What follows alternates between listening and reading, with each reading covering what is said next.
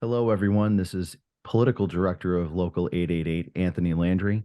And a few months ago, one of our internal organizers forwarded me an email and said, this should be some legislation you may be interested in. And I was very interested in it, to the point where I feel it's one of the most important pieces of legislation that SEIU 888 has had come across its radar.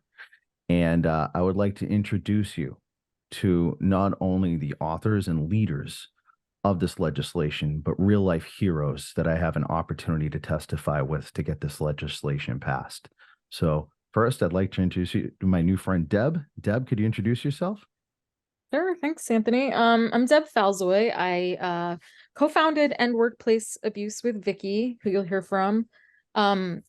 After working in this workplace anti-abuse space since about 2007, when I was bullied at a large university in Boston.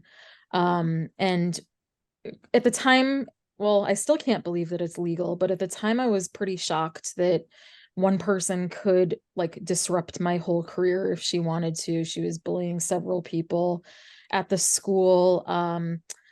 And I got involved, as having my background in marketing, got involved with pushing workplace anti-abuse legislation, really trying to build awareness around this issue, because back in 2007 I couldn't find much on it, and that's once I figured out what to even call what was happening. Over the years, worked on different pieces of legislation, but finally, after or within the last 2 years, went out on our own to really draft something with teeth that we could build a movement behind. And so Vicki and I drafted the Workplace Psychological Safety Act, really to put our best ideas forward about like what's actually going to move the needle on protecting workers from psychological abuse. So that's kind of how we got started. And I also am a coach of people who've been targeted at work, helping them navigate from what they've been through, heal from what they've been through, really try to understand the process, or just how the dynamics of power and control work, so that they can start to detach from it, and understand the systems at play that really work to maintain power and to keep them in their place at work. I couldn't agree with you more on that, because I think that that is, especially in the role I have as political director, and also as the role of the coordinator and director of crisis intervention for 911 in the state. One of the things that I saw more than anything was the mechanisms in place to insulate supervisory roles in administration, and it was not an even playing ground at all. And I'm honored to be able to work with you on this legislation, which brings us to our next introduction. Vicki, could you please introduce yourself? Sure. My name is Vicki Courtemanche, and as Deb said, we co-founded End Workplace Abuse, and we co-authored the Workplace Psychological Safety Act.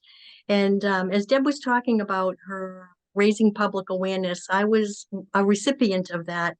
5 years ago, when I came out of work, I saw her social media campaign, and I just was hooked immediately. I was like, wow, someone is, I didn't even know really what happened. I knew I was bullied. I didn't understand that it was even deeper, with institutional complicity.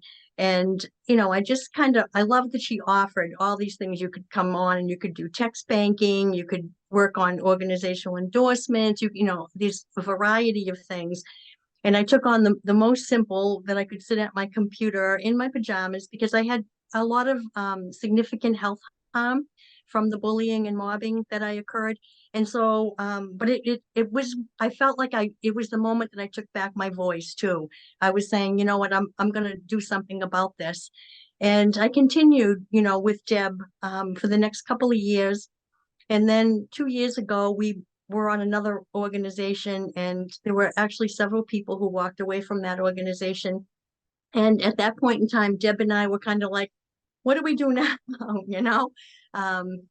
We weren't ready to, that we weren't happy with the legislation we had just worked on. There were issues with it. And so, and we knew what they were. We had met with the legislators afterwards. And so we decided at that point in time to co-found End Workplace Abuse. And that's where Deb really gave me the voice that I think I needed to have all along, because she let me speak about the institutional complicity piece of this, which isn't really out there. Everyone wants to talk about the bully. Everyone's so focused on the bully, but you have to like lift the bully skirt and see all these other people who are hiding, underneath there and getting away with this. And our message, resonated out there. Deb, is the social media queen. She had it on TikTok, Reddit, everything. And all of a sudden it just kind of blew up. And, at the same time, we were co-authoring the Workplace Psychological Safety Act.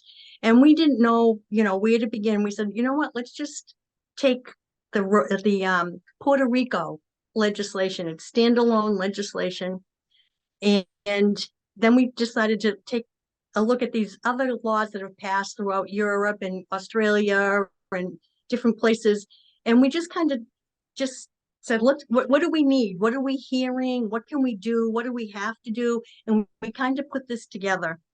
And that's where it is. We know it's not a perfect piece of legislation as it sits. It's new. It's just been introduced in Massachusetts and Rhode Island last year and this year.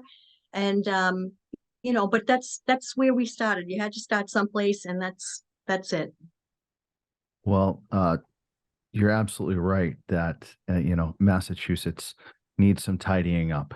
And I think that we need tidying up all over the world, because I think that for basic dignity and respect in the workplace, we need to ensure that there is a level playing ground. And again, this isn't an isolated to Massachusetts thing. This is very much a worldwide thing. You heard the countries that you referred to when it came to putting this legislation together, which brings me to our next guest. All the way in the West Coast, I'd like to introduce you to Rowena. Rowena, could you please introduce yourself? Hello, I'm very honoured to be here and also to support the magnificent work that Deb and Vicky have been doing with the Workplace Psychological Safety Act. My name is Rowena Chiu. I worked for Harvey Weinstein as his assistant in 1998.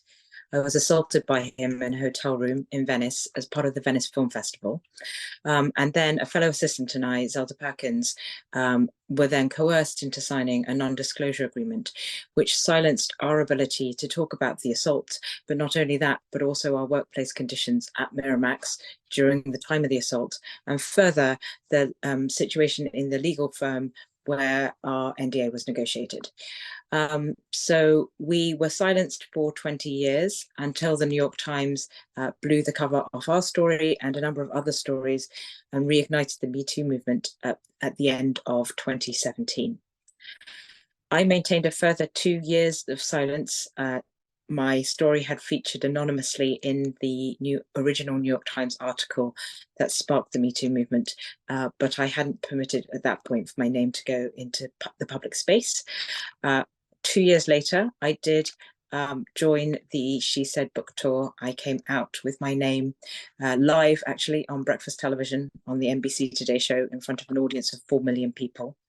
I had thought long and hard for 2 years about whether I wanted my name to be in the public space. And now I speak a lot about survivors, their believability, their path to going public, your relationship with the media, if you speak on behalf of a survivorship that is so public and high profile. And I also advocate internationally, as Anthony was alluding to, in different countries for laws that help to make workplaces safer. Zelda Perkins and I have both been working on banning NDAs in the case of sexual harassment in the workplace.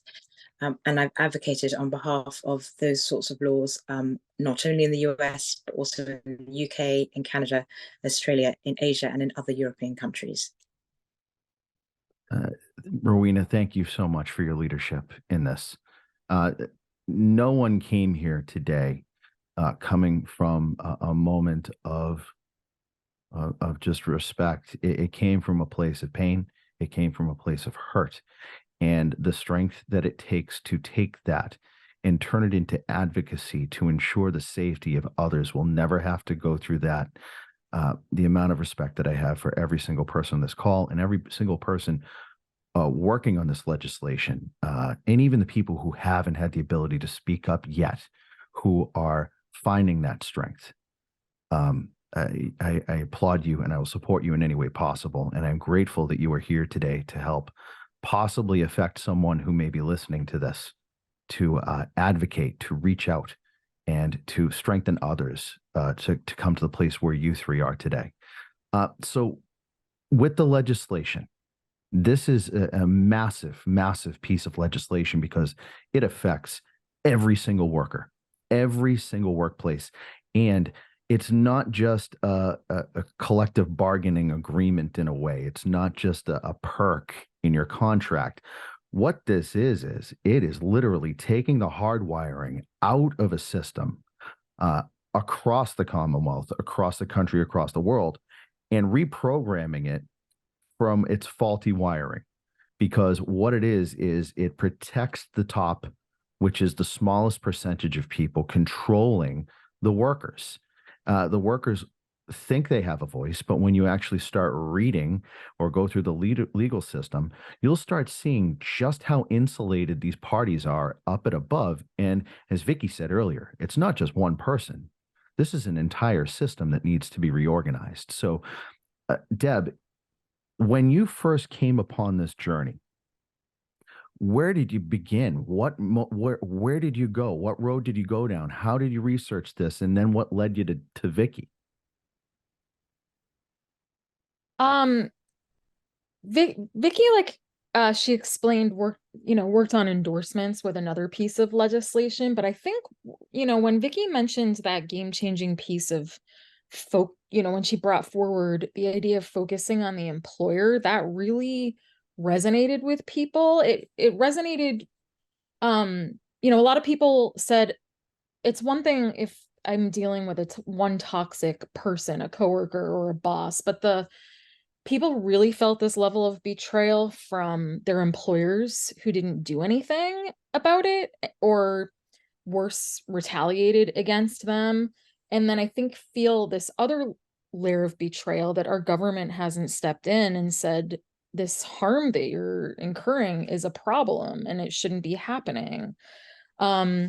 So along this whole path, I think a big piece for me was reading this book, Rights on Trial, that talked about how anti-discrimination law, I was going to say has worked, but really hasn't worked in terms of disrupting the social hierarchies around, especially race and gender, but on other demographic categories too. And how the system is designed by the people in power to maintain that. So, the law with that set out to disrupt the status quo, and it was actually effective in the early years. The law became a law in 1964, and then in the 80s and 90s there was pushback from the courts that said, instead of focusing on discriminatory impact, we're going to focus on discriminatory intent, which brought the threshold way up. And is why nearly 60 years later, we're not really seeing much change in terms of who has the power, because the people who are writing the rules are writing them to maintain their own power. So the whole idea is really to, in this whole journey, I've been realizing how few rights workers really have. Rowena mentioned, that non-disclosure agreements need to be banned. There was a whole host of issues that are being pushed across the country that are not necessarily forms of interpersonal abuse, but are forms of pushback against employers just having too much power, whether that's, the way they abuse schedules for hourly employees, or not paying tipped workers enough, or all sorts of different issues around pay equity, transparency, all sorts of different issues. We've identified about 24 of them. So it always goes back to me of being this issue of, the people in power writing the rules to keep themselves in power. And that's why, as Vicki said, her focus on the employer was such a game changer, because that's really who has the power to change this issue and who's not, because there's no accountability for them. There's no incentive for them to give up some of that power. So that's why it's so important that we come together collectively to push back against that. I think about how many people who have tried to advocate for themselves to try to level the playing field. It becomes a bit of a laugh game for management when they're like, "Oh, look at them trying to change things," because they understand arrogantly sometimes how management rights supersede the rights of the masses, which are the workers under them. And it all becomes this big sadistic laughing game when meanwhile it is and it's not just isolated to one person. I think that people need to understand that the harm here is not isolated to the individual. The families and friends pay the toll on this as well, because they see the person that they love going through this absolute torture. And so, Vicki, when you started working with Deb on this, understanding the focus on the employer, tell me what became the game changer moment for you both when it said, "Hey, look, the employer." I read into these mechanisms. What did you look for? How do you begin to craft this legislation? Well, it actually started way back, and Deb, she'll tell you for the last, 5 years when I came out of work, it didn't happen right at the beginning, because I'm gonna back up just a little bit. I was totally incapacitated when I came out of work. I was afraid to go near the institution where I worked. I was afraid of the people that I work with. I had incurred a brain injury. I didn't know it. I had to make a choice. A few weeks out of the workplace, I decided not to talk about anything that happened to me at work other than with my husband or my therapist. I couldn't talk to anybody else because I would trigger and I would be, so I was totally silenced. I couldn't speak about anything. And I just sat there and, for 2 years, for the next 2 years, I sat there trying to feel like myself again. I felt dead inside. I didn't understand everything that I was dealing with. And like I said, when I got to that 2 year point, I started getting better. I started feeling a little bit about myself, and I started thinking more about it, and I was able to deal with it. I really couldn't. I actually found out that the employer was involved the day after I left the workplace. And that's when I think I incurred the brain injury. I think that was just the boom. I was already sick. And then I found out that the people who were they were telling me they were trying to help me, were actually hurting me as well. They had taken away my job, my career, my future financial stability. I mean, they took away everything from me. I'm an older woman. I was like I'm 68 years old now. So, I was in a vulnerable position. I was going to work for the next couple of years before I retired. So they just leveled my life. And all right, so I went on a rampage. Now, what was the second part of what you asked me? Well, no, yeah, absolutely. Understanding of your story, I think, is the key thing that we need to have resonate with people, because they will relate to that. And that could be the epiphany that they need, because you alluded to the wolves in sheep's clothing that some management play. And they try to make it sound like we're doing this in your best interest. But meanwhile, the only interest at play here is their own. So when you came out of this, So that's I pick up now. I have my thought back. It's that when I kept saying it, I was saying it to Deb and I was saying it to other people, and I'm like, there's more to this. It's like the employer, it's the other people, it's the HR, it's legal, it's these. There's more people here involved, and everyone, they would like hear you, but it just kind of wasn't, happening. And then, like I said, when Deb and I found us, again, we found ourselves in just a little vacuum. that we could just talk.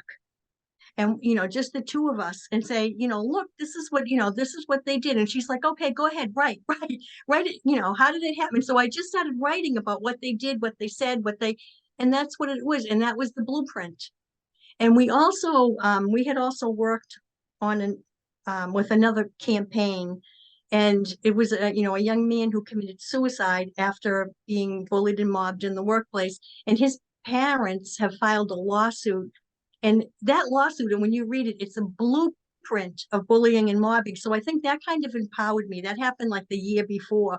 And so, I kept saying, I'm like, yeah, this is a blueprint of, it's like, it's hard to put it down there, but that was a blueprint of it. And then I just started telling my story of how it unfolded. So it's amazing that,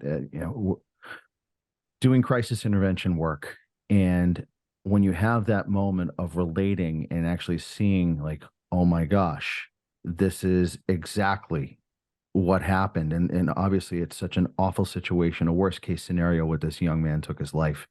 But his story has not ended. His story has provided great change for others and inspired others. And that's how they live on. But, going to Rowena here, Rowena, a lot of workplaces are low profile. It's, the day in and day out work. You signed that NDA, back in the 90s where, it just, at the time, people were like, this is what it is. But now we fast forward to this revolutionary movement, this real tipping point in culture, an important one in the United States. When the veil got moved back on you, and you came to that moment where you said, I want to lend my voice to this. That's not an easy thing to come to, especially 20 years later. You're at a different point in your life. Could you tell people your journey that brought you to where you are right now as an advocate? Yes, I think it's an important part of my story because it is a story of nuance and of struggle. I think often, obviously, a movie has been made about the Weinstein story, and I think often in the movie it can be polarizing. It might depict characters as bursting to speak and being very willing to talk to journalists on the doorstep, or it'll depict characters who slam the door in the faces of journalists, and that's very black and white. But of course, in real life, the story is much more nuanced. You might be a person who, when the journalists initially come to your doorstep, you say absolutely not, and you do slam the door and you say, no, I'm never going to engage in this. And then over time, because you build community and you observe what other people are doing and you learn the importance of your own voice, you might over time change your view about what you're willing to do in the public arena. And that, for me, certainly was a journey that took 2 years. I'm often asked initially why I didn't want to speak. I think the reasons were deeply personal. Some of them were cultural, and a lot were born out of fear. So, for example, I have 4 children. At the time, my youngest child, who's now 6, was only a 4-month-old baby. And I didn't feel ready at all, actually, to face the world. I think something of early parenting. So when you are not really sleeping and running around trying to feed a small infant, you are barely getting out of your stained pajamas. So certainly going out on a public platform like this and speaking about a case that I knew would be very high profile was inconceivable. But there are also far more personal reasons. For instance, my parents and my sister and a lot of my friends who considered themselves close friends at the time, university friends, those in my circle of confidence, didn't know what had happened to me in the 90s. And I felt they might think of it as a betrayal. I think culturally, it is really difficult for people of color. I can only speak my own culture. I think certainly within Asian culture, it is really hard to speak about sexual assaults. I often joke, although it's not really a joke, that it's hard to talk about sex as within Asian culture. And so given that background, it's much harder to also speak about sexual assault. I didn't know how people would react. I didn't know whether I'd be believed. I think it is patently clear that 6 years later, after the Me Too movement was first ignited, there are still not that many Asian sexual assault survivors who are willing to speak about these topics in a public space. And why do I think that is? It's not because I think Asian women are lesser assaulted. In fact, I think the opposite is true. I just think it is really difficult culturally to come forward about this type of a topic. You're often told you're bringing shame to your family, or shame to your community, or shame to your race even. So I think with those cultural and racial barriers, I think that often leaves women of colour at additional risk, because they're considered to be people that are oppressed and won't speak out. So as an example, in my op-ed, I told of a time when Harvey Weinstein said, "I like Chinese girls because they're discreet." And I actually took that as a pretty sinister warning, that what he was saying is, I can do what I want to you and you can't complain about it because you have no power. It's incredible. The cultural journey, the journey in the workplace, and how it all manifested in that, and the strength that you have today, and the strength that you always had. It just wasn't tapped into, and now it's like a laser beam of change for others. And so, how did all of you meet each other? Because we know that there is a goal here. There's a goal to change culture across the board, breaking down all barriers for just simple safety and respect of not only the workplace, but as a human being. How did all of your roads come together? I'll start with Deb. Well, Vicky and I met because she reached out to work on legislation that we were working on at the time. Like she mentioned, she started working on endorsements when she got, sort of out of the worst of the healing process, or the initial stages of it. And we worked so well together and just kept going, throughout the different bills that we've worked on.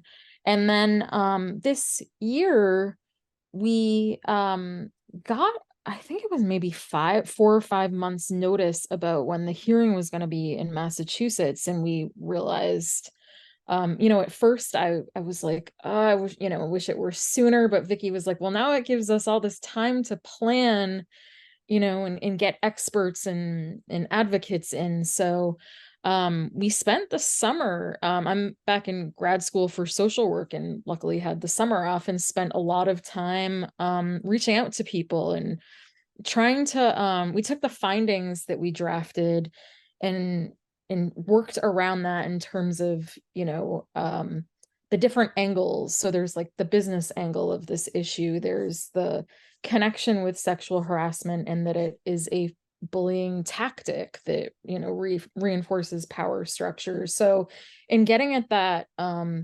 employer angle, we were able to take these I guess like sub angles and see who could speak to these issues. We wanted union support. We had I'm just trying to think of like the different angles that we had, but we just kept approaching people who could speak to, that angle. So we amassed maybe like 40 or so either experts or high profile advocates who could really lend some kind of unique, nuanced perspective to this issue, to give the legislators just a really broad idea of how this all works, what the playbook typically looks like, to how it harms businesses, to how it harms families, people's mental health, kind of the whole spectrum. So yeah, we had a lot of time. So we reached out to Rowena, we reached out to a lot of people over the summer to get them on board. And we reached out to our base too. I mean, we did a lot of work on social media. Other people came on board because they saw that, we were taking action. And we, I think it was maybe 100 or so people that we had last session who supported the bill that we had put forth. And this year it was like over 500 advocates from across the country who wanted to lend their voice.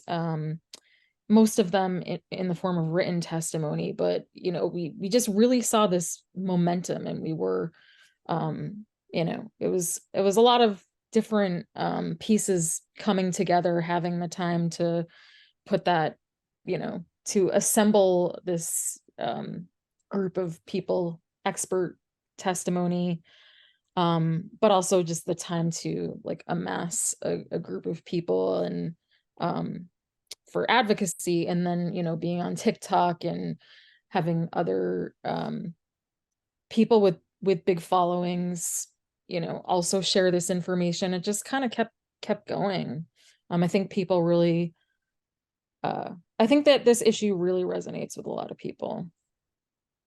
I couldn't agree more. And to be introduced to you all via email first, but then to see the robust social media campaign that you have put forth, I am beyond impressed, because we do know that the way people consume information in 2023 is not the same way that they consume information in the late 90s, even 2010 for that matter.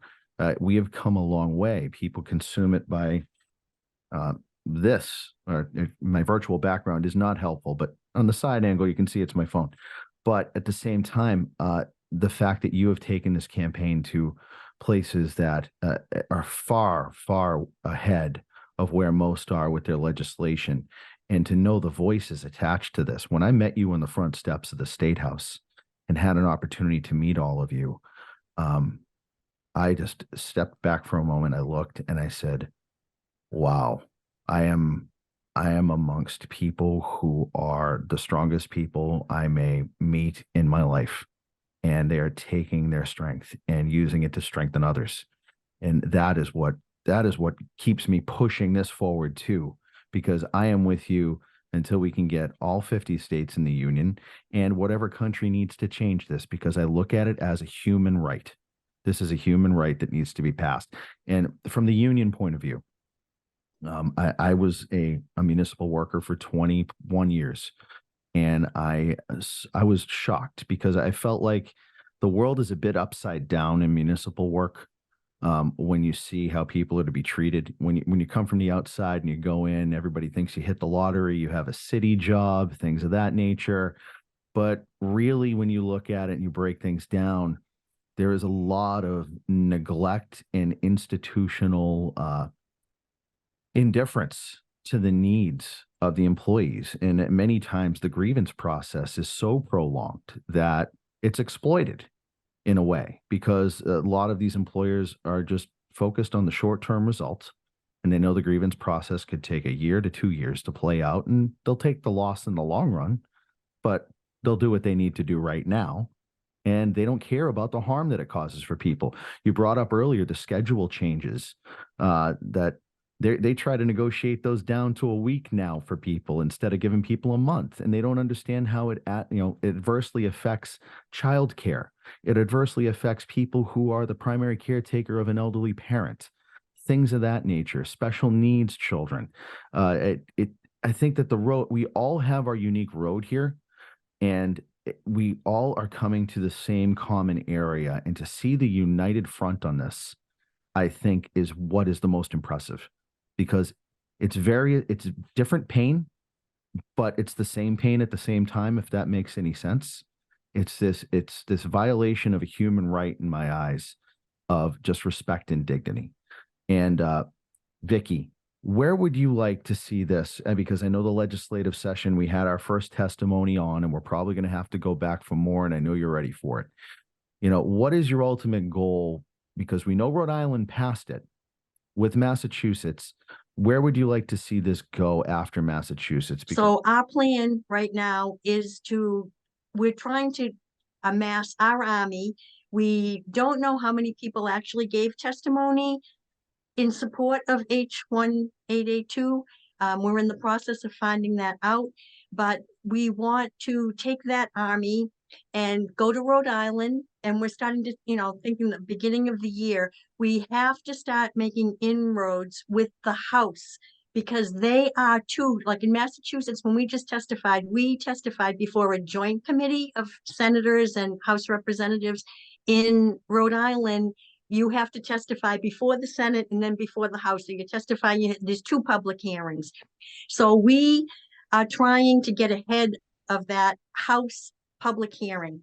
We want to do the same thing. We want to flood, we want to get ahead of them. We want to be proactive, reaching out to them and telling them about the legislation in the early part of the year.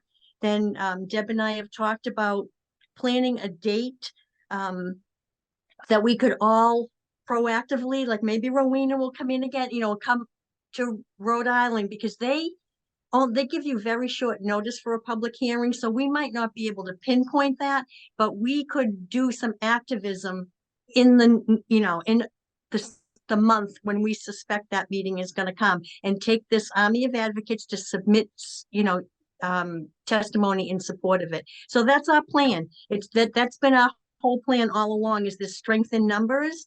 And, what Deb has been base building for 15 years.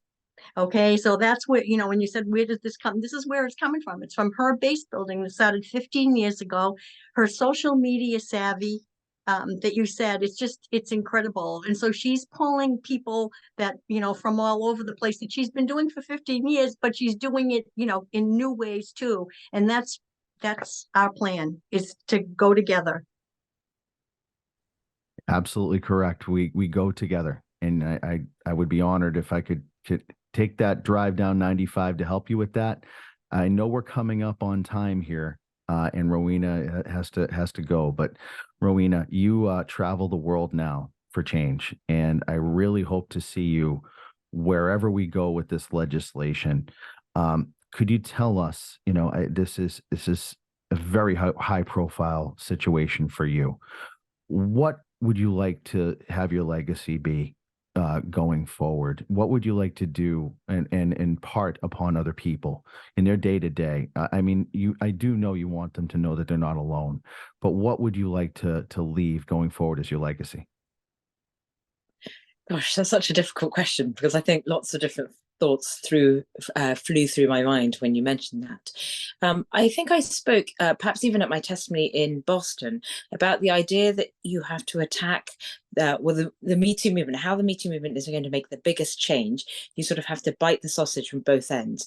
And by that, I mean, at this level, the work that Deb and Vicki are doing, at the federal level, at the state level, and in terms of international law, many of us are doing high-profile work advocating for various legal and policy changes in different jurisdictions in different countries.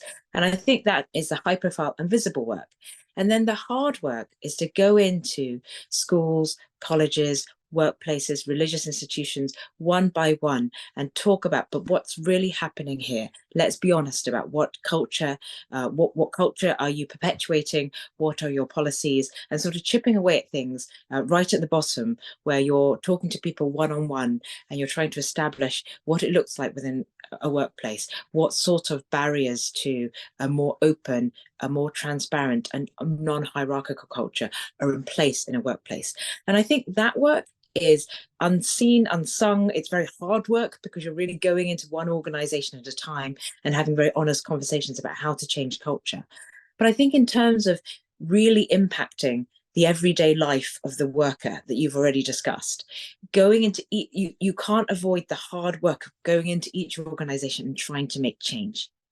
So how that relates to your question about legacy, I suppose that I hope that at the end of what probably will be decades of advocacy, I hope that we've made genuine change, both in terms of the big, high-profile legal landmark cases, but we've also changed lives in terms of reaching out to each person that maybe didn't feel able to speak out, particularly if they are an Asian woman or a woman of color. These stories continually come forward to me when I go into workplaces and into schools and into places of worship. And I think I always think about that story of the boy and the crab, the millions of crabs on the beach and throwing one back in the sea.